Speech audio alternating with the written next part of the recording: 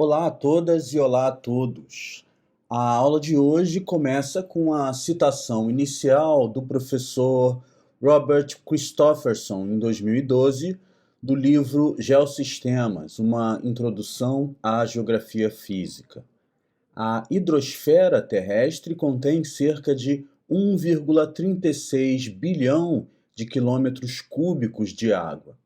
Segundo evidências científicas, grande parte da água da Terra se originou de cometas gelados e de detritos carregados de hidrogênio e oxigênio que faziam parte dos planetesimais que coalesceram para formar o planeta.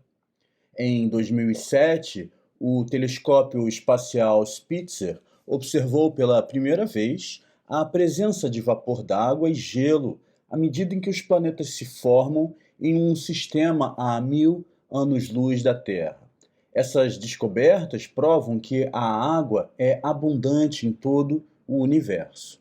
Conforme o planeta se forma, a água do interior migra para a sua superfície e ocorre a desgaseificação. A desgaseificação, que é o desprendimento de gases, é um processo contínuo pelo qual a água e o vapor d'água emergem de camadas profundas e abaixo da crosta, 25 quilômetros ou mais abaixo da superfície terrestre.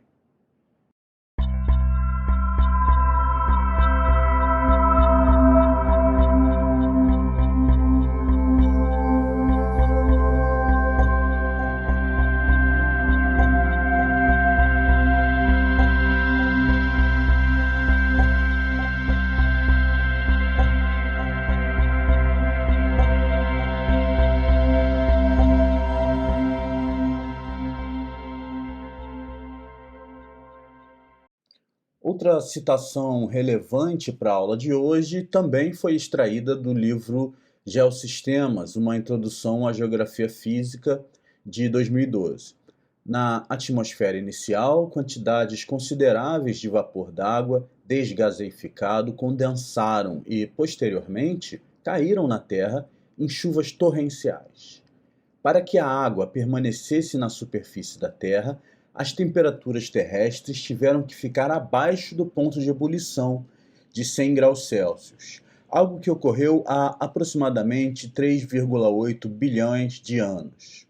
Os lugares mais baixos na face terrestre, então, começaram a se encher de água. Primeiro lagoas, lagos e mares e, finalmente, corpos hídricos do tamanho de oceanos.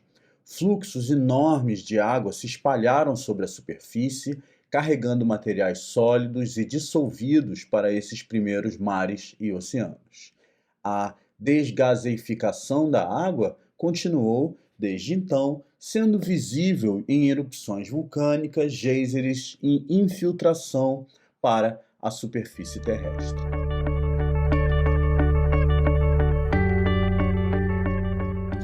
Sobre o ciclo hidrológico da Terra, aqui temos uma animação que vai mostrar para nós, principalmente, e na verdade percentualmente, como ele está subdividido. Então, imagine que a gente tem aí 100%, que representa todo o volume de água na superfície terrestre. Desses 100%, vocês já devem saber que 97%, na verdade 97,22% está nos oceanos, na forma líquida, né, água salgada, e apenas 2,78% é o que a gente chama de água doce, que a melhor tradução seria água fresca. Então apenas 2,78% é de água fora dos oceanos, né? E dessa água que está no oceano, a gente tem algumas distribuições, que metade dela está no Pacífico, 26% está no Atlântico, 20% representa as águas na bacia do Oceano Índico e 4% aí no Ártico, né? O Oceano Sul, o Oceano Antártico, ele pega um pouco do Pacífico, do Atlântico e do Índico, por isso ele não está aí subdividido. Mas vamos falar só agora sobre a água fresca ou sobre a água doce. Desses 2,78% da água no planeta Terra que é representado pela água fresca ou água doce, 77%, 77,78% é de água que está na superfície, dos continentes. 11% é água que está na subsuperfície mais profunda, água que está nos grandes aquíferos e aquítardes, aqueles mais profundos de todos. Outros 11% são de águas que estão nos aquíferos mais rasos, aí esse 11,02 é denominado de groundwater, e 0,18% lá daqueles 2,78% representa a umidade do solo. Dessa água superficial a gente ainda consegue subdividir em mais detalhes, A grande maioria, 99,35%, está nos glaciares, e no gelo sobre a superfície terrestre. O que resta, algo em torno de 0,65%, vai estar subdividido entre lagos de água doce, aí 0,33%, lagos salinos, 0,28%, atmosfera, 0,03%, e rios e canais, 0,003%. Ou seja, a água que está na atmosfera, ela na verdade é 0,3% dos 77% da água superficial, que representa apenas 2,78% de toda a água no planeta. Então, para vocês terem uma ideia de quanto o volume de água na atmosfera é pequeno quando comparado ao volume global dos oceanos, essa água na atmosfera vai representar apenas 0,0001% de toda a água no planeta.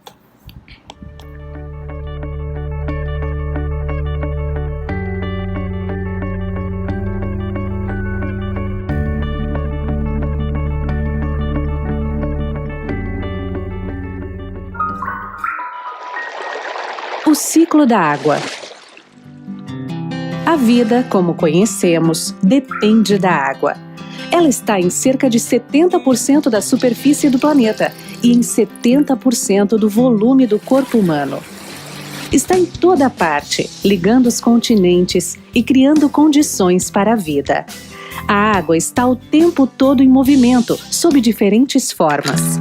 O Sol fornece luz e calor ao nosso planeta. Essa energia promove o aquecimento e, assim, acontece a evaporação de parte da água da superfície de rios, lagos e oceanos, das folhagens das plantas e dos corpos de animais e pessoas. O ar úmido é menos denso que o ar seco, por isso sobe, levando as moléculas de água consigo. Livres, leves e soltas pelo ar, elas são carregadas pelos ventos, cada vez mais alto e mais longe. Nas altitudes, começam a se aglutinar, formando gotículas de água. Estas também se agrupam mais e mais, e assim nascem as nuvens. Há um momento em que as gotas se tornam pesadas demais para se sustentar na atmosfera, até que começam a cair. Dependendo das condições do tempo, podem cair como pedras de gelo, o granizo, como cristais, a neve, ou como gotas de chuva. A chuva cai no mar e também na terra firme. Ao atingir um solo permeável, parte da água que se infiltra é absorvida pelas raízes das plantas. Outra parte da água continua escoando o solo adentro, alimentando os lençóis freáticos, dos quais também captamos água para nosso sustento. Os lençóis freáticos podem aflorar na superfície e dar origem a filetes d'água, riachos e rios, formando seu caminho para chegar ao mar. Ao cair sobre as cidades e outros solos com uma capacidade reduzida de absorver a água, ela acaba escorrendo pela superfície, podendo causar grandes enxurradas e inundações, mas também alimentando córregos, ribeirões e rios. O O tempo todo, em todo lugar, esse ciclo se repete indefinidamente, alimentado pela energia do Sol. Acesse www.ana.gov.br e conheça a agência que cuida das águas do Brasil.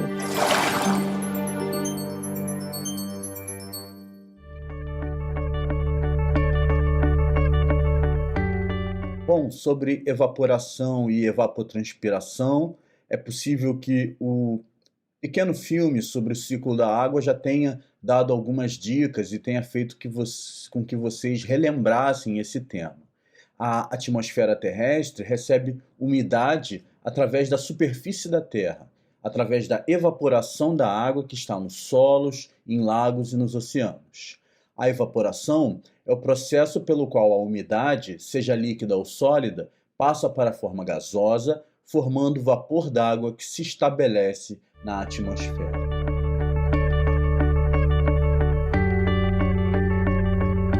Bom, essa é mais uma figura que eu trouxe para que vocês relembrem e para que a gente nivele algum tipo de conhecimento básico sobre os estados físicos da água, né, e os processos da sua transformação, porque isso é importante para a gente entender um pouco da circulação da água no ciclo da água, né, e, sobretudo, a sua passagem, né, pela atmosfera terrestre.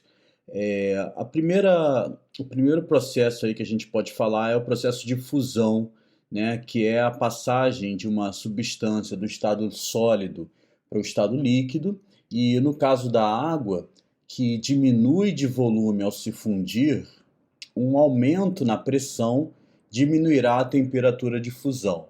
Só faz sentido em falar de temperatura de fusão se a pressão é especificada, mas normalmente a gente não faz isso. Quando a gente não faz isso, a gente está especificando implicitamente que essa pressão é uma atmosfera, né? Então, neste caso, o ponto de fusão da água é de 0 graus Celsius sobre a pressão de 1013,25 milibares ou hectopascais. O segundo processo é o processo de vaporização, né, que é a passagem de uma substância do estado líquido para o estado gasoso. As moléculas do líquido, né, nesse caso da água, são afastadas de seus aglomerados e esse processo requer energia ou calor de transformação. Um dos tipos de vaporização é a evaporação, existem outros. As moléculas de água estão em estado constante de evaporação e condensação perto da superfície da água líquida. E a evaporação, com isso, ela vai ocorrer com qualquer temperatura. Então é errôneo dizer que a água evapora a 100 graus Celsius, tá? Até porque isso é facilmente demonstrável como uma mentira. As outras formas de vaporização são a ebulição, quando a água chega de fato a 100 graus Celsius, ou dentro da pressão de uma atmosfera, e a calefação, né, que como exemplo, o resultado de quando uma gota d'água cai numa frigideira ou numa chapa bem quente, na hora ela é vaporizada. O terceiro processo bastante importante na aula de hoje é o de liquefação ou condensação. A gente vai falar mais na palavra condensação, que é a passagem de uma substância do estado gasoso para o estado líquido. A condensação que normalmente ocorre é quando o vapor é resfriado, e isso depende do equilíbrio entre a pressão e a temperatura. Quando um gás, e aí vapor d'água, perde energia, suas partículas passam a se agitar cada vez menos, até perder as características intrínsecas da fase gasosa, né, que são as moléculas agitadas, e até ela se tornar um líquido novamente. O outro processo importante também para nós é a solidificação, né, que é a transição de fase na qual uma substância passa do seu estado líquido para o seu estado sólido, quando a temperatura diminui para baixo do ponto de solidificação. A solidificação ela ocorre devido à perda de energia cinética das partículas que compõem a substância durante o processo de resfriamento. Para a maioria das substâncias, o ponto de fusão e de congelamento são aproximadamente iguais. O ponto de fusão do gelo a uma atmosfera de pressão é muito próximo a 0 graus Celsius, sendo essa mesma temperatura a de congelamento ou solidificação da água. Então é interessante notar que a condensação e a solidificação são processos onde há perda de energia nas moléculas, né? Já a fusão e a vaporização são processos no qual há ganho de energia. Por fim, a gente tem aí o processo de sublimação, que é a mudança do estado que é a mudança do estado sólido para o estado gasoso, sem passar pelo estado líquido. O ponto de sublimação, assim como o ponto de ebulição ou ponto de fusão, é definido como um ponto no qual a pressão de vapor do sólido se iguala à pressão aplicada. Também pode ser a passagem direta do estado gasoso para o estado sólido, e é por isso que nesse desenho a gente tem as setinhas ali para os dois lados, né? Então se chama de sublimação tanto do sólido para o gasoso, quanto do gasoso para o sólido, sem passar pelo líquido, tá? Nesse segundo caso, aí passando direto do gasoso para o sólido, é também chamado esse processo como deposição. A sublimação é a característica de substâncias que possuem pressão de vapor no ponto de fusão maior do que a pressão atmosférica. Dessa forma, na pressão atmosférica, a substância desenvolve pressão de vapor suficiente para vaporizar completamente sem passar pelo estado líquido. Então, isso aí, esses são tópicos importantes, são conceitos fundamentais, tá? E básicos e fundamentais.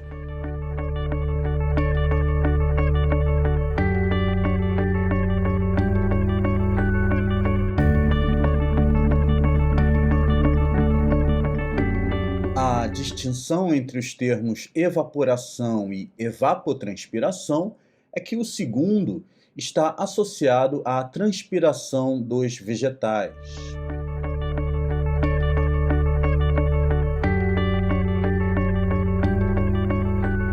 Ainda sobre esse tema, as taxas de evaporação ou de evapotranspiração são determinadas por dois principais fatores.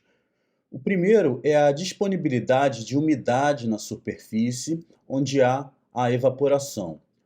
O segundo é a capacidade da atmosfera de vaporizar a água, ou seja, remover e transportá-la verticalmente.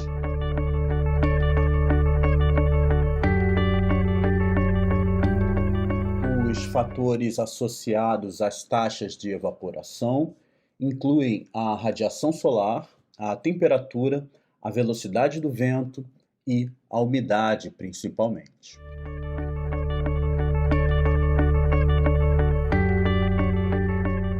Esses são dois mapas extraídos da Normal Climatológica Brasileira entre 1981 e 2010, e eles mostram a evaporação e a insolação total ao longo do território brasileiro. Cabe fazer uma correlação entre a quantidade de insolação, que aumenta na medida em que as cores vão ficando mais para tons quentes, né, de vermelho, com a evaporação, que também aumenta quanto mais na escala de cores vai se tornando avermelhado. Então, a relação direta é que onde há maior insolação, a gente pode olhar aí na região nordeste do país, há também a maior evaporação total.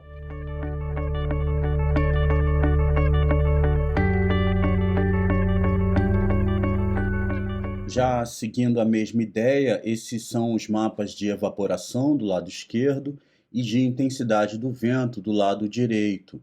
Há também uma correlação positiva, mesmo que ela não fique muito clara, mas nas áreas onde há maior intensidade dos ventos, aí em tons em direção ao verde, para o amarelo e depois vermelho, são as áreas onde há maior evaporação. Então, Existe essa correlação positiva entre maior intensidade do vento e maior evaporação.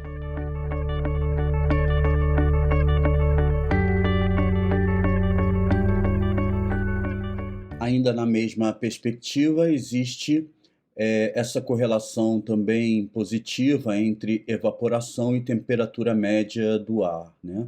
Nas áreas onde a gente tem a temperatura média mais elevada, em tons de laranja e vermelho, a gente tende a ter maior evaporação. É óbvio que essa correlação é positiva, mas ela não é interdependente de outras variáveis atmosféricas, como a gente já tinha dito, insolação, intensidade do vento, e aí também a gente vai falar de umidade relativa e precipitação.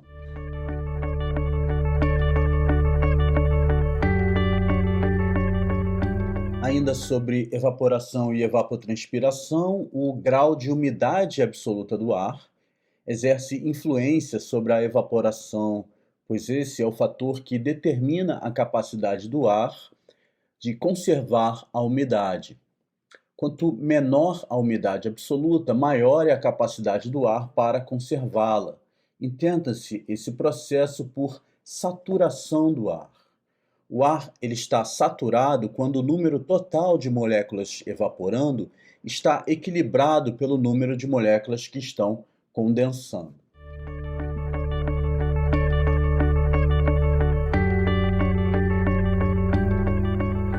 Já aqui nesse mapa, também extraídos da Normal Climatológica Brasileira entre 1981 e 2010, a gente tem ao lado esquerdo a evaporação no território brasileiro e do lado direito a umidade relativa do ar.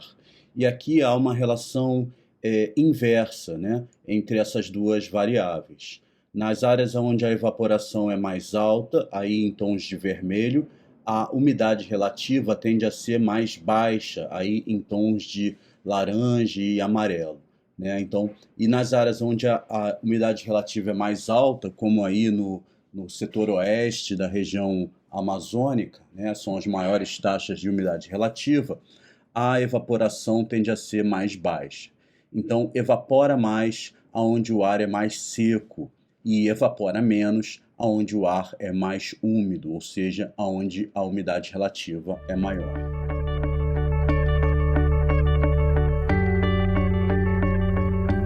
Bom, aqui cabem destacar algumas notas, algumas informações sobre a evapotranspiração. Em relação à temperatura, a transpiração aumenta à medida em que a temperatura sobe, ou seja, quando o ar está mais aquecido devido à luz solar, mais forte, ou a mistura com massas de ar mais quentes. É mais intensa durante a fase de desenvolvimento da planta. Umidade relativa. Quando a umidade relativa do ar que envolve a planta sobe, a taxa de transpiração cai. É mais fácil a água evaporar em ar seco do que em ar mais úmido e saturado. Vento e movimento do ar. Quando aumenta o movimento do ar em torno da planta, ocorre uma taxa de transpiração mais alta. Umidade do solo. Quando há pouca umidade, as plantas podem começar a fenecer, ou seja, envelhecer prematuramente, resultando em perda de folhas, diminuindo a transpiração. E o tipo de planta, né? As plantas transpiram a taxas diferentes. Algumas plantas que crescem em regiões áridas, secas, como cactos e outras, conservam água preciosa para sua manutenção, transpirando menos do que outras plantas.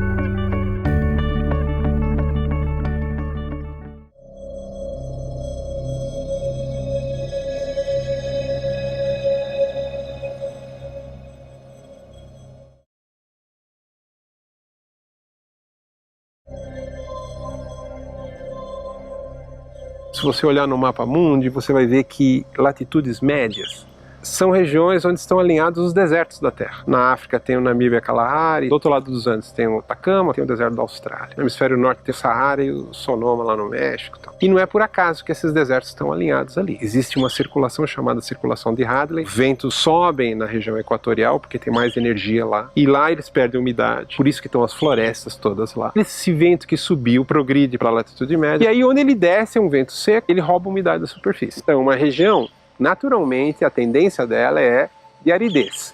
A não ser que esteja muito próxima do oceano aqui. No entanto, na América do Sul, a região que a gente pode chamar de quadrilátero, Cuiabá ao norte, Buenos Aires sul, São Paulo no leste e a Cordilheira dos Andes no oeste, é uma região que está geograficamente na alça de subsidência de Hadley e chove a cântaros. Então era um mistério, né? O que tem que é diferente?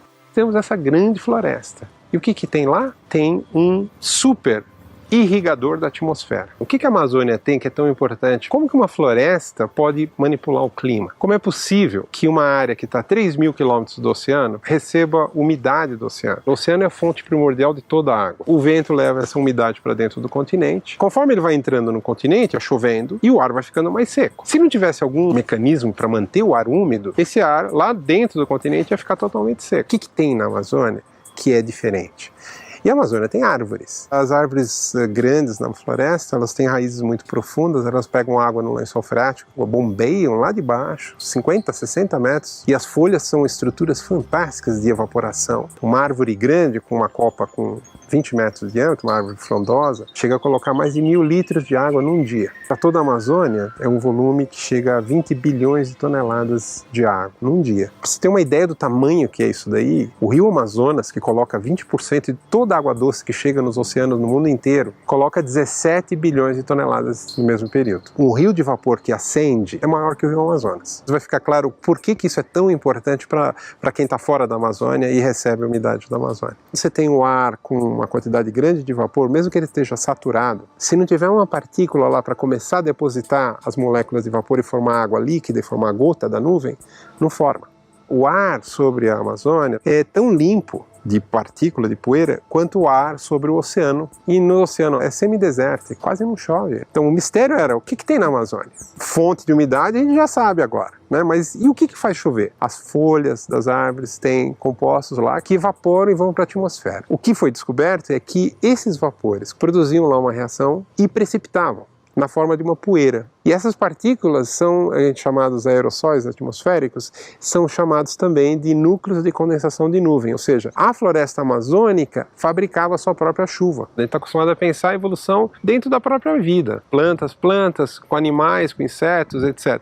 Agora nós estamos falando de uma evolução da vida toda como um todo, a floresta, com a atmosfera. Além dela produzir umidade para si mesma, produz um fenômeno que ficou conhecido popularmente por rios voadores, que explicam o mistério da região que vai de Cuiabá a Buenos Aires, de São Paulo aos Andes, ser uma região verde, úmida. Esse quadrilátero é 70% do PIB da América do Sul, é produzido nesse. Então as hidrelétricas, onde está a maior agricultura, indústrias, grandes centros, e a explicação veio da transporte através dos rios aéreos de vapor que a Amazônia exporta para essa região e contraria a tendência normal dessa região de ser deserto. Você tem lá essa imensa usina de serviços ambientais, que é a floresta. Eu chamo a maior parte tecnológica que a Terra já conheceu. E o que está sendo feito na Amazônia? A nossa interação com aquela usina de serviço ambiental é meter motosserra, é meter trator com correntão e meter fogo. É isso que nós estamos transformando uma usina de serviço ambiental em gás. Regiões que são beneficiárias dos serviços ambientais da Amazônia, elas tinham floresta também. A Mata Atlântica ocupava 1,5 milhão de quilômetros quadrados. O efeito de perder essa floresta, que gerava um clima amigo aqui, não foi tão percebido porque tinha a floresta amazônica lá. Eu estou fazendo uma inferência. A inferência é, se a umidade, a maior parte da umidade que chega nessas regiões aqui, centro-sul da América do Sul, vem da floresta amazônica, e a floresta amazônica hoje nós sabemos que produz todos esses serviços, qual é a conclusão lógica? É que nós estamos matando a galinha dos ovos de ouro. O agravamento do clima decorrente do desmatamento é irrefutável. Mas tem outros efeitos também, tem o aquecimento global, tem outras regiões da Terra que estão sofrendo impacto semelhante. Quanto será só do aquecimento global? Quanto que o aquecimento global produz um dano maior aqui, porque não temos mais a floresta atlântica aqui primeiro e não temos a floresta amazônica mais lá? Já sabe, está dizendo uma coisa muito claro. Perdeu floresta? Se prepare para um clima inóspito. Você tirou a árvore, você tirou aquele serviço. Seguiu o desmatamento, aumentou o desmatamento, ampliou, encontrou um amparo legal, porque as leis que fizeram agora, como o Código Florestal, deu anistia para quem desmatou. Tem alternativas demonstradas de que você pode acabar com o desmatamento e replantar as florestas. Replantar floresta não só na Amazônia. A gente viu que a floresta tem um papel muito grande, então, para que ninguém no estado de São Paulo use esse argumento e falar, o problema não é meu, o problema é da Amazônia porque estão desmatando lá. Né? O problema é de São Paulo, sim. Não tem por que um morro pelado que não produz nada para a pecuária, como a gente vê em São Paulo por todo canto, não ser replantado e ter uma floresta nascendo ali. Só que replantio de floresta significa, a gente levou 40 anos destruindo, no caso da Amazônia, levou séculos destruindo a Mata Atlântica, porque era no machado, não tinha motosserra, mas a gente vai precisar ter paciência para reconstruir. Uma árvore demora décadas para produzir esses efeitos todos, né? Mas um dia a gente precisa começar.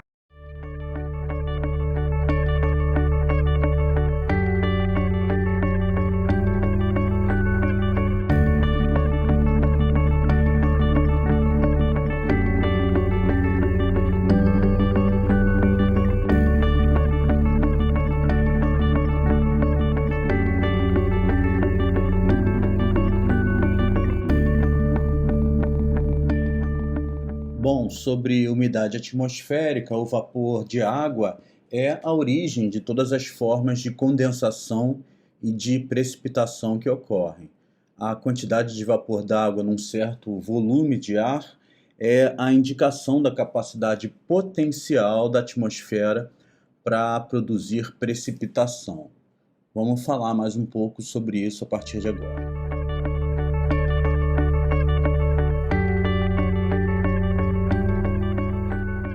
É importante inicialmente destacar alguns conceitos referentes à umidade atmosférica, né? A gente pode começar falando sobre a umidade absoluta, que é expressa em gramas por metro cúbico, G dividido por metro cúbico, né? E equivale à massa total de água num dado volume de ar. Exemplo, 23 gramas por metro cúbico de ar. Essa é uma unidade difícil de ser medida, né? Mas ela é fácil quando encontrada através do valor da umidade relativa. Então, não é difícil calcular quando se tem o valor da umidade relativa. O segundo é a umidade específica, que é a massa de vapor de água por quilograma de ar. Exemplo, 14 gramas por quilo. A mesma ideia se aplica ao índice de massa, ou índice de umidade, que é a massa de vapor d'água por quilograma de ar seco. E aí, exemplo, é 14,5 gramas por quilo de ar seco. Um outro conceito bastante útil e conhecido é o de umidade relativa, né? A umidade relativa é um percentual, é uma razão entre o conteúdo real de umidade de uma amostra de ar e a quantidade de umidade que o mesmo volume de ar pode conservar mantendo-se a mesma temperatura e pressão quando ele estiver saturado. Geralmente expresso na forma de porcentagem, exemplo, 77%. A umidade relativa do ar é obtida a partir da leitura de termômetros, né? E também indica o grau de saturação de ar, por isso é mais usada. O valor da umidade relativa ele varia de acordo com mudanças de temperatura, mesmo que não tenha ocorrido um aumento ou diminuição da umidade absoluta, ou seja, a umidade é a mesma, mas se eu tenho variações na temperatura do ar, quanto maior a temperatura, mais o ar poderia vaporizar a água, então aquela umidade que existe naquela parcela do ar, ela representa um percentual menor do que aquele ar suportaria, né? Então, existem as variações na umidade relativa e elas estão sobretudo associadas à variação de temperatura. Quanto maior a temperatura, menor a umidade relativa, e quanto menor a temperatura, maior tende a ser a umidade relativa do ar, uma vez que ar mais frio ele tem menor capacidade de vaporizar a água. Os últimos dois conceitos é a temperatura do ponto de orvalho, que a gente vai ver com mais detalhe, né? É a temperatura na qual ocorrerá a saturação do ar se o ar se resfriar a uma pressão constante, sem aumento ou diminuição de vapor de água. Então, um exemplo de temperatura de ponto de orvalho é 12 graus Celsius, ou seja, à noite, se a temperatura chega a 12 graus Celsius, o ar fica saturado, chega no 100%, então começa a haver a condensação do vapor para formar gotículas de água ou gotículas de orvalho, como a gente conhece. E por fim, a pressão vaporífica é a pressão exercida pelo vapor de ar contido na atmosfera, né?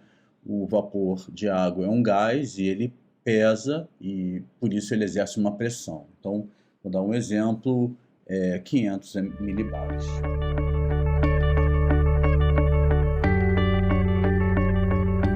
Bom, aqui para ser um pouquinho mais específico em relação à umidade relativa do ar, essa taxa indica o grau de saturação do ar e é bastante influenciada pela temperatura.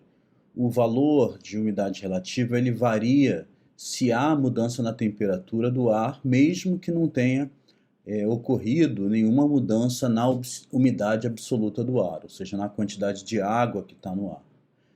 A umidade relativa varia inversamente com a temperatura, sendo ela mais baixa no começo da tarde, ou seja, no horário mais quente do dia, e mais alta de noite, ou seja, nos horários mais frios do dia. É importante lembrar que a umidade relativa do ar, ela expressa não a quantidade de vapor existente no ar, não é isso, mas sim ela expressa o quanto o ar está próximo ou afastado da saturação, ou seja, dos 100%. Então, a ideia por trás da umidade relativa é que o ar ele suporta determinada quantidade de umidade.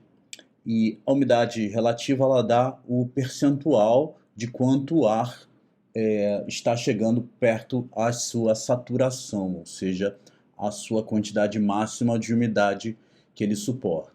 Mas ao depender da temperatura, o ar ele pode receber maior quantidade de umidade, maior quantidade de vapor quando o ar está bem quente, ou ele pode receber menor quantidade de vapor quando ele está mais frio. Então, a umidade relativa é esse conceito que nos dá uma ideia de saturação de umidade no ar atmosférico.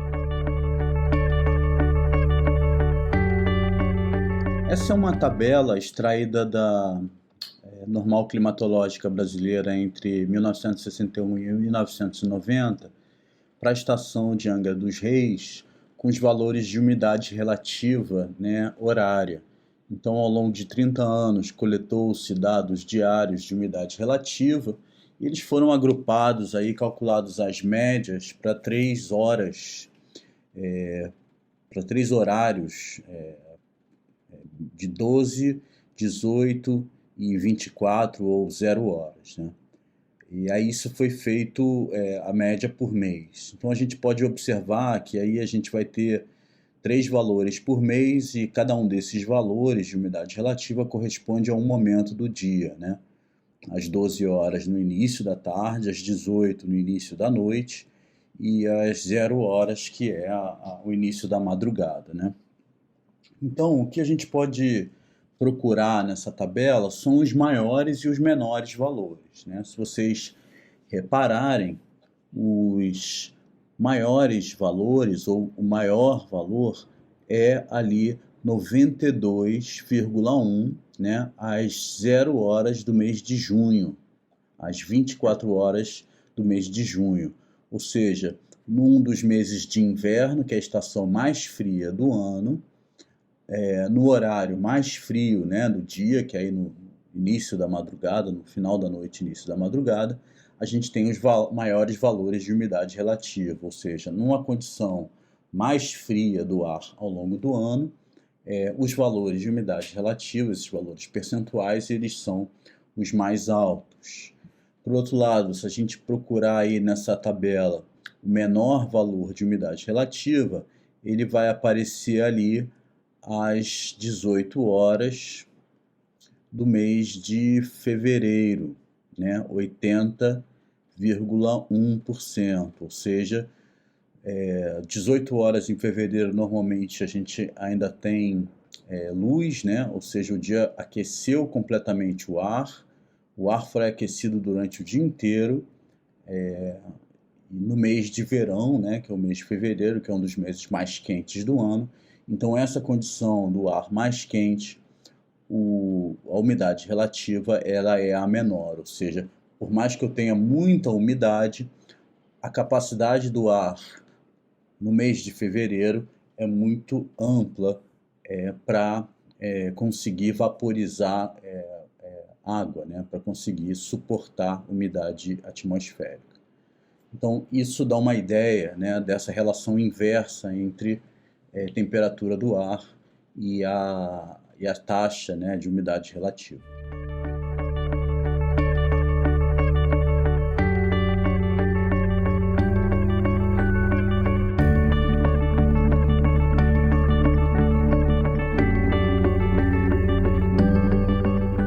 A condensação é o processo pelo qual o vapor de água é transformado em água líquida. Ela ocorre sob condições bastante variáveis, associadas a mudanças principalmente na temperatura, na pressão, na umidade e no volume de ar.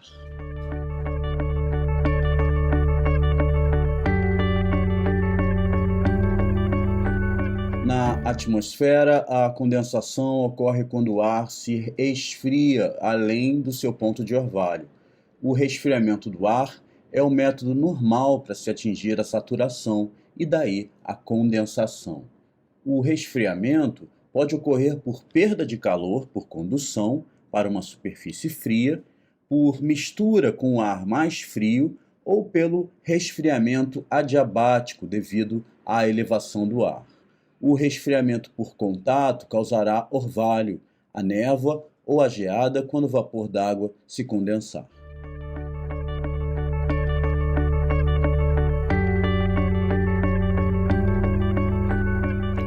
Outro aprofundamento necessário é sobre o ponto de orvalho, que em inglês é conhecido como dew point. Ele é um limite de temperatura utilizado para prever a formação de neblina e de nuvens, né? Então ele é importante por causa disso. Ele é a temperatura, né? Uma temperatura para a qual uma parcela de ar, uma porção de ar, precisa ser resfriada até atingir os 100% de umidade relativa, que é a saturação. Qualquer resfriamento adicional a partir desse ponto causa a condensação, ou seja, a transformação de vapor em gotículas de água, né? Quando o ponto de orvalho é alto, né, aí o ponto de orvalho normalmente é representado pela sigla TD. Quando ele é alto, maior é o conteúdo de vapor d'água, e quando o ponto de orvalho é baixo, menor é o conteúdo de vapor d'água na parcela de ar.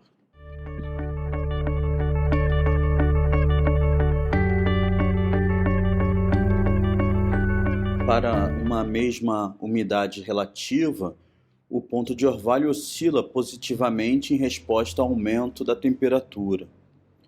Um ponto de orvalho varia, sobretudo em função da temperatura e da umidade relativa do ar. Para uma mesma temperatura, o ponto de orvalho oscila positivamente em resposta ao aumento da umidade relativa. Aqui abaixo tem uma calculadora sobre o ponto de orvalho, e eu fiz aí algumas relações entre temperatura, umidade relativa e o resultado lá do dew point, que é o ponto de orvalho. Dê uma olhada para vocês entenderem essas variações do ponto de orvalho em resposta à temperatura e umidade.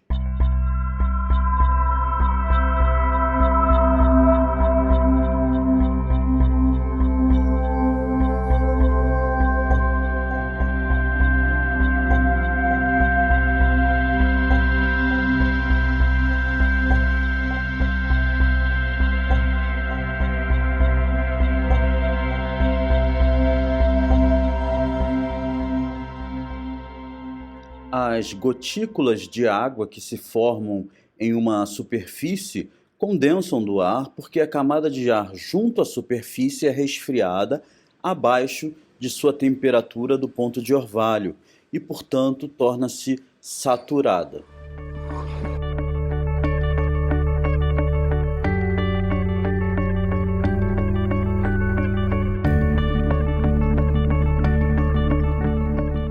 Em noites claras e calmas, a superfície da Terra resfria-se rapidamente. Por consequência, o ar que fica em contato com a superfície resfria-se por condução. À medida em que as superfícies resfriam abaixo dessa temperatura, o vapor d'água começa a se condensar sobre elas, formando uma fina cobertura de água chamada de orvalho. Se a temperatura do ar cair até atingir o ponto de congelamento, ou abaixo dela, o orvalho irá se congelar, tornando-se uma fina camada de gelo chamada de orvalho congelado.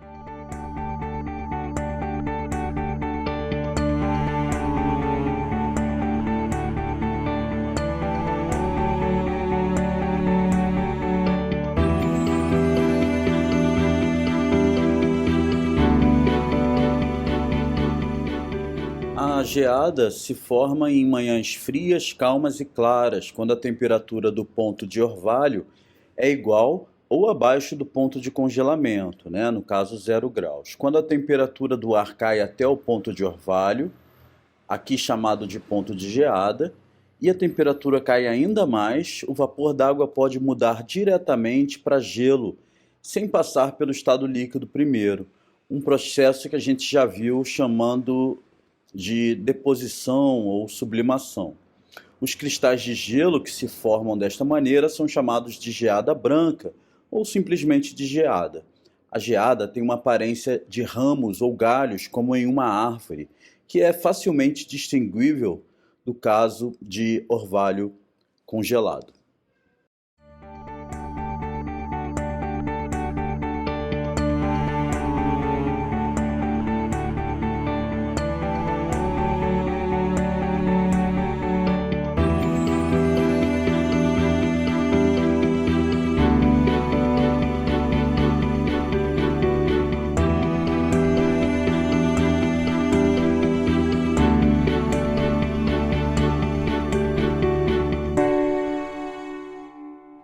As nuvens nada mais são do que uma agregação de minúsculas gotículas de umidade e cristais de gelo que estão suspensos no ar, com volume e concentração suficientes para serem visíveis. São formadas quando o ar se torna saturado com água e, a princípio, se resumem a uma grande massa de gotículas de umidade. Uma gotícula de umidade mede aproximadamente 20 micrômetros de diâmetro. É preciso de 1 milhão ou mais para se formar uma gota de chuva. O micrômetro é uma medida de tamanho referente a 1 milionésimo de metro ou a 1 milésimo de milímetro.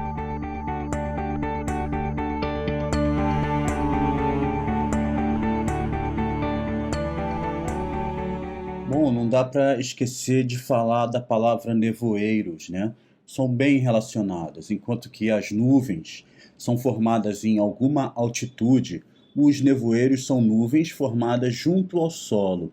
A ocorrência de um nevoeiro indica que a temperatura do ar e a temperatura do ponto de orvalho no nível do solo são praticamente idênticas, indicando as condições saturadas e a possibilidade, então, de condensação do ar.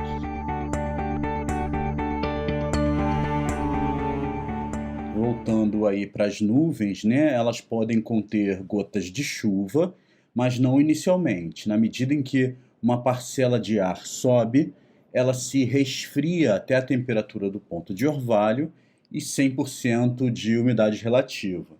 Ao subir mais um pouco, a parcela de ar se resfria ainda mais, produzindo o início da condensação do vapor de água. Ou seja, após a saturação, se o ar resfria um pouco mais, aquela parcela de ar não suporta mais a água no estado do vapor e ela tenta se liberar daquela umidade através da formação de gotas de água, né, ou gotas de umidade. Mas a água ela não se condensa simplesmente no ar. A condensação exige os chamados núcleos de condensação, que são partículas microscópicas que a gente já conheceu como aerossóis, que sempre estão presentes na atmosfera. Para se ter uma ideia, massas de ar continentais, né, formadas sobre os continentes, têm em média 10 bilhões de núcleos de condensação por metro cúbico. Nas massas de ar marítimas, né, estima-se que que esse volume seja 10 vezes menor, na ordem aí de 1 bilhão de núcleos de condensação por metro cúbico. Então aí essa figurinha bem infantil representando o que seria um núcleo de condensação microscópico antes e depois dele ser tomado, né, por essas gotículas de umidade.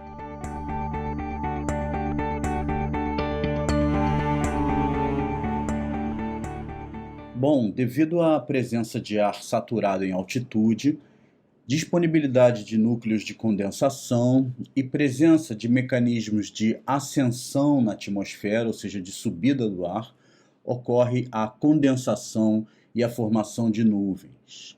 A formação e o crescimento das gotas de chuva e dos flocos de neve nas nuvens se dá por dois processos, basicamente. O de colisão-coalescência e o processo de cristais de gelo de Bergeron. O processo de colisão-coalescência, né, esse processo de crescimento das gotas de chuva dentro das nuvens por colisão-coalescência, predomina em nuvens que se formam a temperaturas acima do congelamento, né, principalmente nas nuvens quentes em áreas tropicais e intertropicais. Inicialmente ocorre a condensação em pequenos núcleos, alguns deles maiores e que vão produzir gotículas de água maior, né? À medida em que essas gotículas maiores respondem à força gravitacional e começam a cair por uma nuvem, elas vão se chocando e combinando,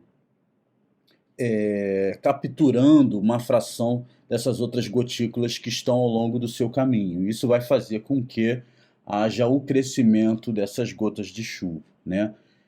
Nem sempre essa interação entre gotas maiores e menores é coalescente, elas vão se juntar, né? Elas podem se rebater, elas podem se reunir, né? Coalescer e permanecer unidas até chegar ao solo, elas podem coalescer durante um tempo e depois se separar, e assim sucessivamente. É por isso que é uma ciência bastante fascinante entender como ocorre esse processo de colisão, coalescência entre gotas de chuva.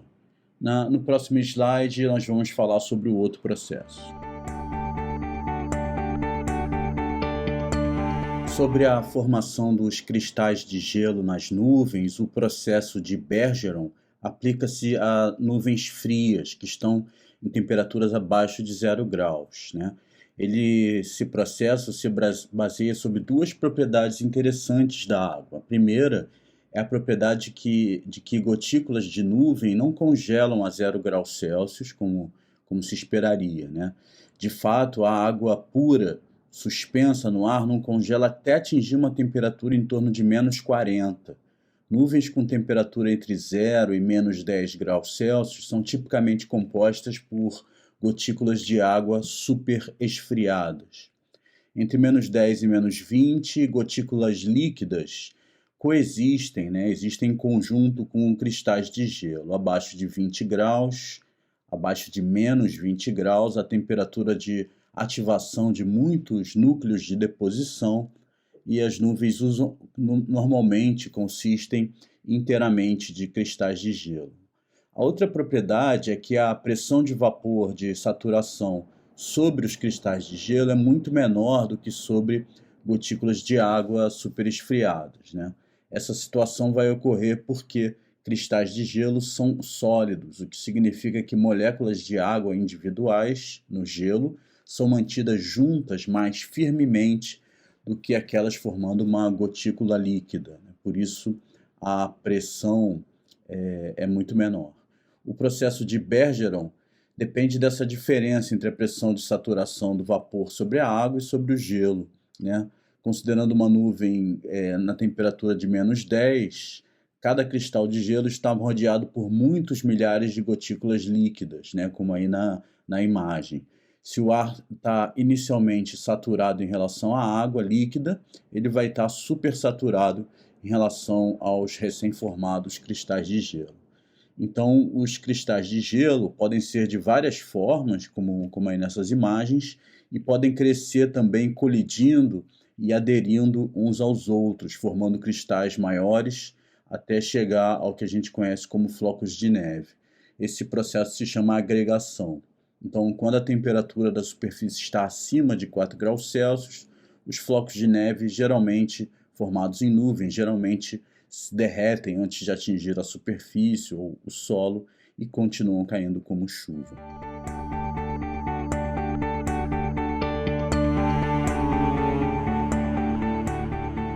Então, as nuvens são esses agregados de gotículas de água muito pequenas e de cristais de gelo, ou uma mistura de gotículas de água e cristais de gelo, né, com suas bases bem acima da superfície terrestre. São formadas principalmente por causa do movimento vertical de ar úmido, como na convecção, ou em ascensão forçada sobre áreas elevadas, né, no caso da chuva orográfica, que a gente vai ver depois. Ou no movimento vertical em larga escala, associadas a frentes frias, né, ao contato de frentes frias com massas de ar quente, ou depressões atmosféricas. Vamos ver um pouco sobre a classificação das nuvens.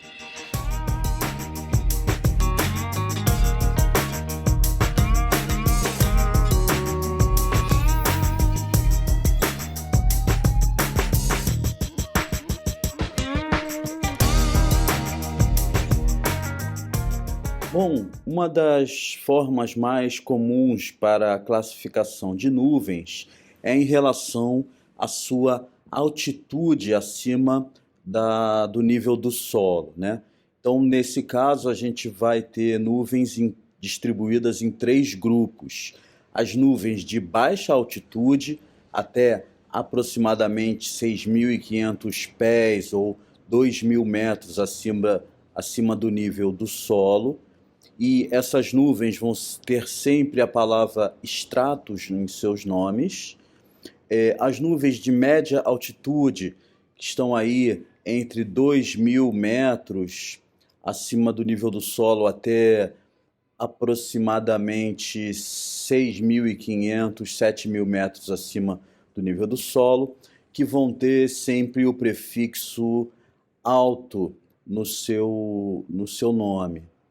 E, por fim, as nuvens de alta altitude, que estão acima aí de 7.000 metros ou 20.000 pés acima do nível do solo, que são normalmente denominadas de nuvens cirrus.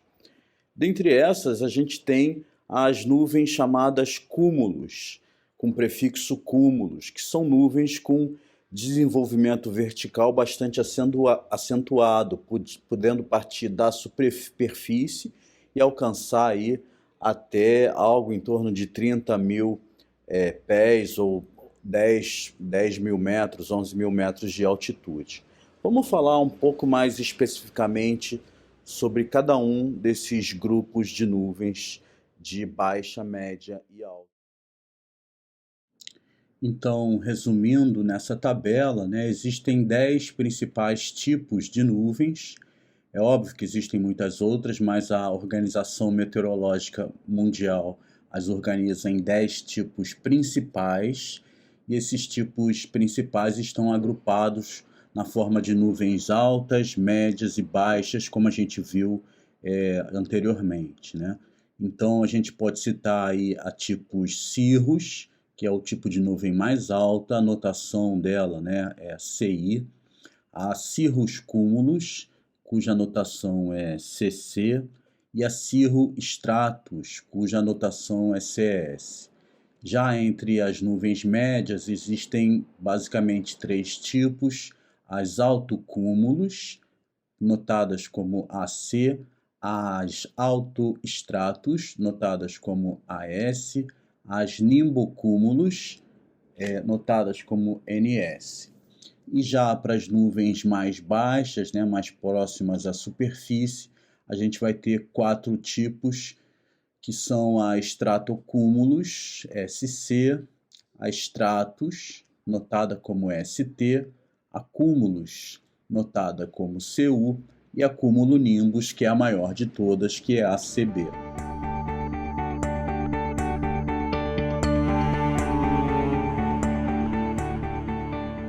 As nuvens baixas ou nuvens de baixa altitude são nuvens que se apresentam nas camadas mais baixas da atmosfera, pela sua proximidade com a superfície terrestre, elas aparentam mover-se mais rápido do que as outras, né?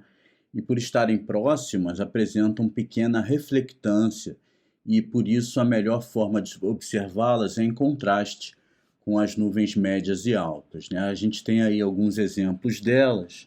A cúmulos, né, tem normalmente contornos mais nítidos, é inflada, encapelada, com base plana, a parte superior dela é inchada e está associada a condições de tempo bom, né? Já a stratocúmulos também tende a ser, ela é um pouco mais suave, mais cinzenta, né?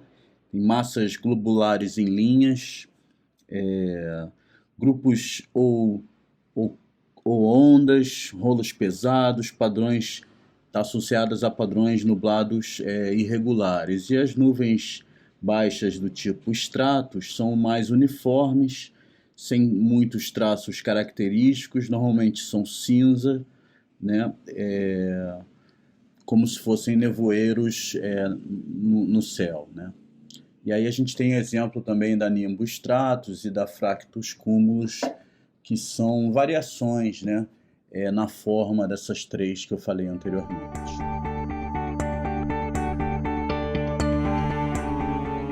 Já as nuvens médias ou nuvens de média altitude são nuvens que se desenvolvem nas camadas intermediárias da atmosfera, né, da troposfera. Essas nuvens são mais brilhantes e menos fragmentadas em sua aparência, devido à distância do solo e de sua composição em grande parte por cristais de gelo, né? Elas podem variar em espessura, porém aparentam ser mais cumulosas, né, do que as outras nuvens. O Sol e a Lua podem ser observados através dessas nuvens. Elas tendem a aparentar velocidades menores do que as nuvens da baixa atmosfera, se movem sempre na direção do vento, mas esse não necessariamente tem a mesma direção que o vento próximo à superfície do planeta, né? Então, elas têm um comportamento que não necessariamente é o mesmo da superfície. E aí a gente tem um exemplo da altocúmulos. Parecem remendos de bolas de algodão, né, matizadas, dispostas em linhas ou em grupos. Ondulações são nuvens lenticulares associadas à presença de montanhas também. Já as autoestratos, né, elas normalmente são mais ralas, mas podem ter algum tipo de espessura mais considerável. Elas não apresentam aquele halo, que é aquele contorno do Sol, né, que é pouco visível, e normalmente estão associadas a dias cinzentos. E aí tem também o exemplo da nimbus stratus, né, que normalmente é o tipo de nuvem cinza, escura, baixa, associado à chuva fina. A gente tem também aí outro tipo, como a castellanos, que é mais um dos tipos de nuvens de média altitude, também bastante recorrentes.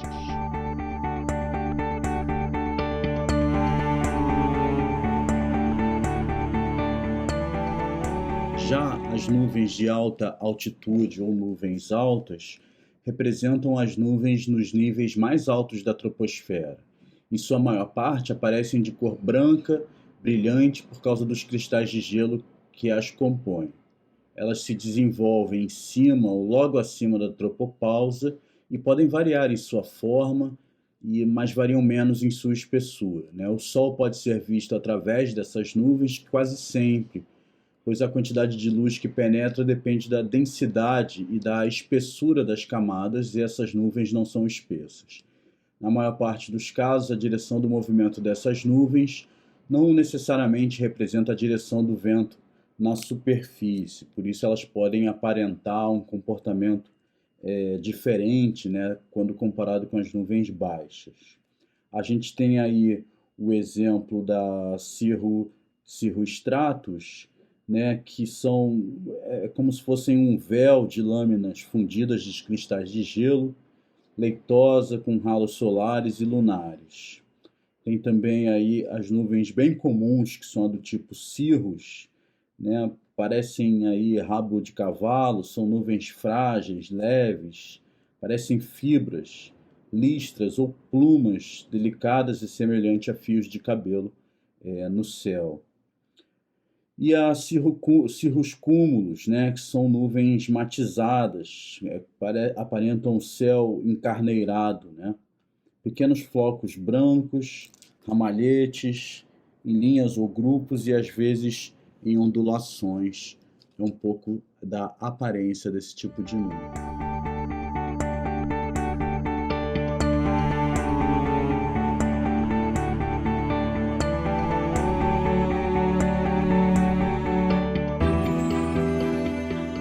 Por fim, essas nuvens com maior desenvolvimento vertical, caracterizada aí pela clássica cumulonimbus, ou CB.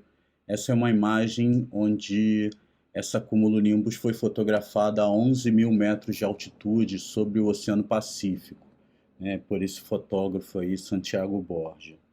É o tipo de nuvem densa, pesada, maciça, né, associadas a tempestades escuras, chuvas torrenciais. A parte superior dela tende a ser explosiva, enorme desenvolvimento vertical, são nuvens bastante elevadas, com o topo em forma de cirrus, soprado para uma cabeça em forma de bigorna, né? Então ela tem essa característica muito marcante no seu formato, né? E essas são as nuvens mais temidas aí para aqueles que estão navegando sobre os céus, né? Para a aviação, por exemplo, é o tipo de nuvem mais temida e evitada.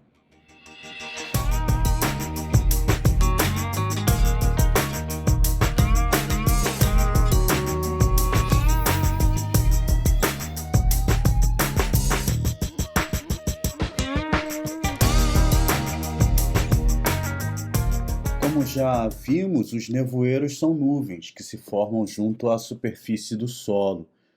Normalmente tem visibilidade restrita, menos de 1 quilômetro, e sua presença indica que a temperatura do ar e do ponto de orvalho são idênticas ao nível do solo. Quase todo nevoeiro é quente e suas gotículas de umidade estão em temperaturas positivas, né? Existem diversos tipos de nevoeiro e alguns merecem destaque, é o que a gente vai ver rapidamente.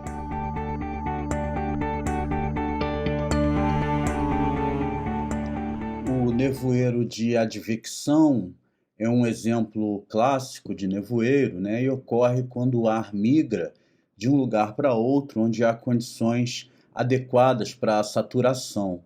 Por exemplo, a massa de ar quente e úmida, né, sobre superfícies lacustres, oceânicas ou de massas de gelo, elas vão ser resfriadas até o ponto de orvalho e aí forma-se o nevoeiro. Esse é o exemplo na cidade de São Francisco, né, em Califórnia, nos Estados Unidos, onde essa é uma ponte bastante conhecida, passa sobre a Baía de São Francisco, né? Então, o ar quente e úmido ele passa por uma superfície mais fria, ele é rapidamente saturado e a partir da sua saturação a umidade condensa, né, e forma-se o nevoeiro.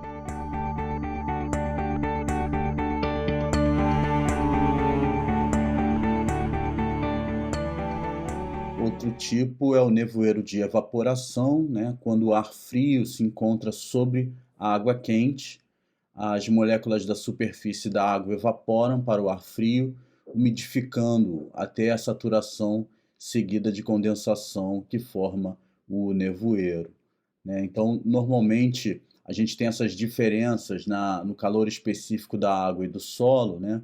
E isso faz com que a água, em determinados horários, sempre esteja mais quente do que propriamente o solo, sobretudo no início da manhã, né? E aí facilmente a gente tem esses nevoeiros de evaporação que são também muito comuns, né? Muito comuns para nós.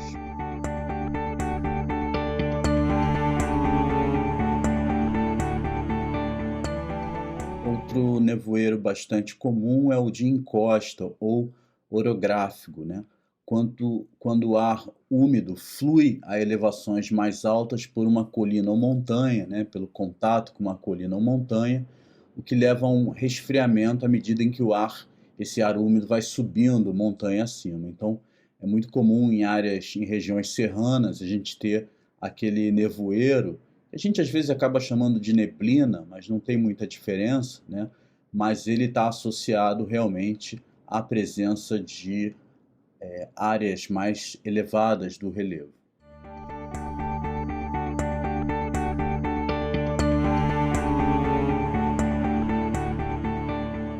Outro tipo de nevoeiro conhecido é o nevoeiro de vale. Ele se instala em áreas de baixa elevação devido à maior densidade do ar frio, né? O ar frio ele desce, produzindo um nevoeiro na camada resfriada e saturada próxima ao solo do vale. Então, normalmente, associado ao solo do vale, a gente tem maior umidade, né? E no contato dessa maior umidade com esse ar frio, a gente tem aí as condições de saturação favoráveis à formação desses nevoeiros.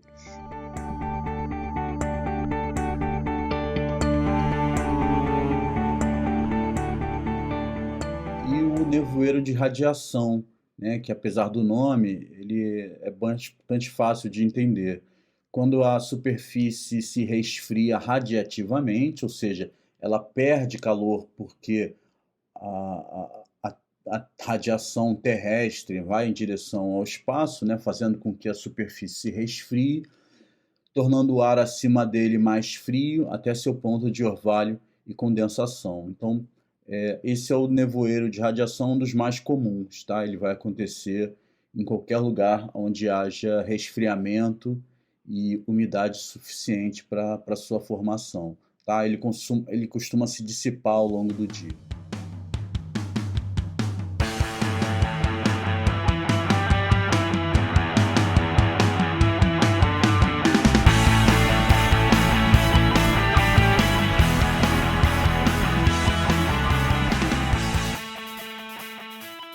Sobre precipitação, vale destacar alguns conceitos rápidos, né? A precipitação seria, então, a liberação de água proveniente da atmosfera sobre a superfície da Terra, sob a forma de chuvisco, chuva, granizo, saraiva ou neve. O chuvisco é a precipitação de água líquida em que o diâmetro da gota é inferior a 0,5 milímetro. A chuva é a precipitação de água líquida em que o diâmetro da gota é superior a 0,5 milímetro. O granizo são pequenos pedaços de gelo com um diâmetro inferior a 5 milímetros que se formam a grandes altitudes e atingem a superfície da Terra.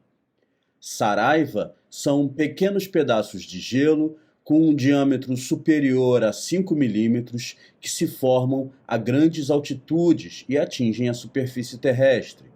Já a neve é a precipitação de cristais de gelo provenientes da sublimação do vapor de água ou da congelação lenta das gotículas de água nas altas camadas da troposfera e que, em certas condições, podem aglomerar-se produzindo flocos.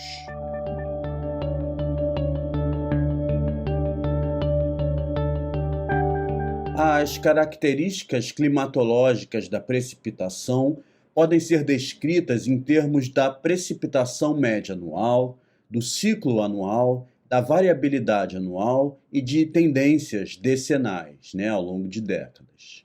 As observações do tempo, em geral, indicam a quantidade, a duração e a frequência da precipitação.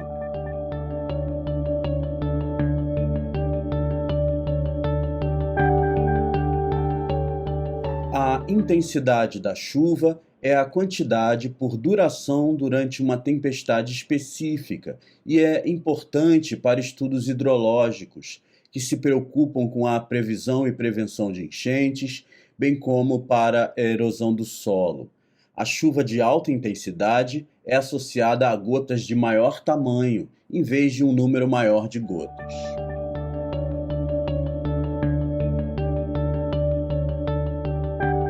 O volume da precipitação é calculado utilizando a unidade de milímetros, mm, e quando se tem 1 milímetro de chuva, a equivalência é de 1 litro de chuva acumulada sobre uma superfície de 1 metro quadrado.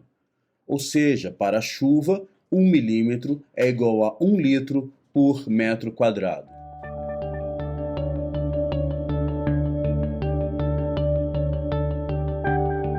Bom, de forma gráfica, a precipitação é normalmente representada através de barras verticais. Aí, nesse gráfico, ela está representada com essas barras azuis que mostram os acumulados de precipitação anuais, né, para o Rio de Janeiro, que somam aí, em vermelho nesse círculo, 1.278 milímetros por ano, ao longo do ano, né?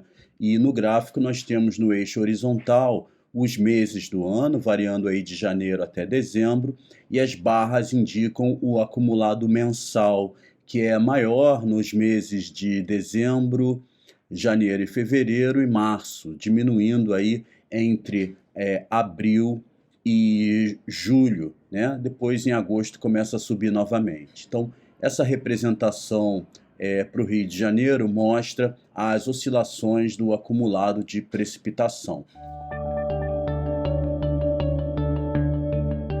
Já aqui eu separei o exemplo da média anual de precipitação em Los Angeles, Califórnia.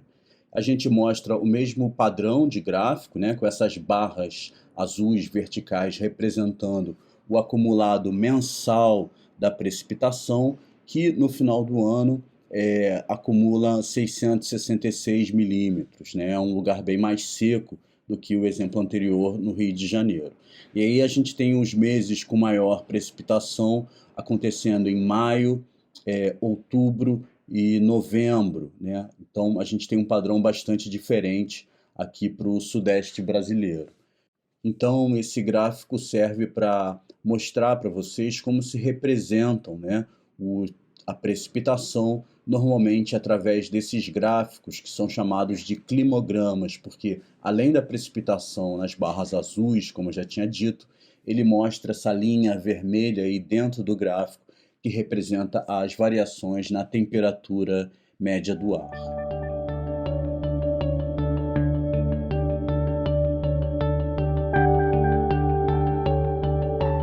Existem basicamente 3 tipos de chuva e nós podemos destacar aqui inicialmente a chuva do tipo convectiva.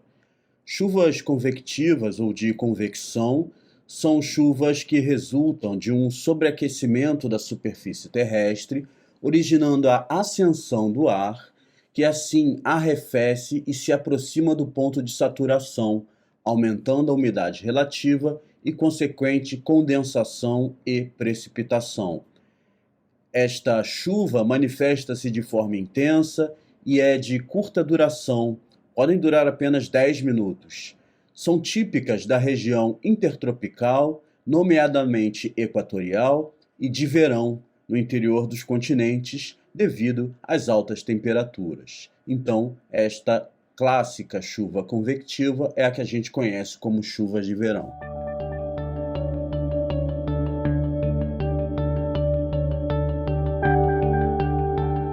O outro tipo de chuva é do tipo frontal. Chuvas ciclônicas ou frontais são chuvas que resultam do encontro de duas massas de ar com características diferentes de temperatura e umidade. Deste encontro, a massa de ar quente e úmida sobe, o ar arrefece, aproximando-se do ponto de saturação, dando origem à formação de nuvens e consequente precipitação. São do tipo chuvisco, a passagem de uma frente quente, ou do tipo aguaceiro, a passagem de uma frente fria. São chuvas características das zonas de convergência, isso é, das zonas de baixas pressões, e por isso É este tipo de chuva que predominam nas regiões temperadas, principalmente no inverno. Chuvas do tipo frontais são aquelas chuvas aqui para nós é uma chuva fina que dura por 3, 4 dias sucessivos.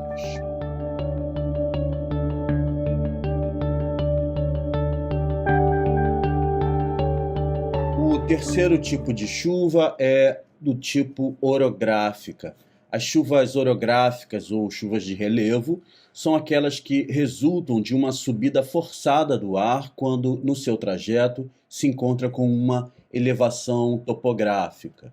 O ar, ao subir, arrefece, ou seja, se resfria, o ponto de saturação diminui, a umidade relativa aumenta e dá-se a condensação e consequente formação de nuvens, dando origem à precipitação.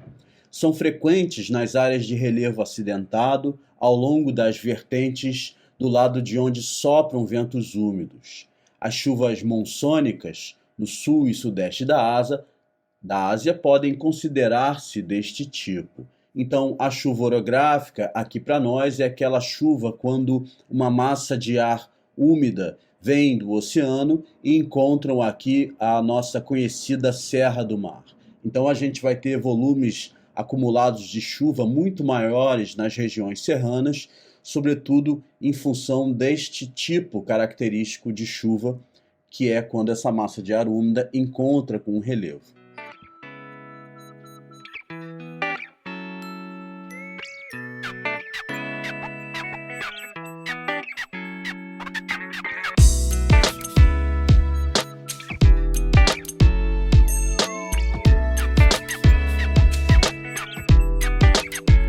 E isso é tudo por hoje. Nos vemos em breve. Cuide-se e fique seguro.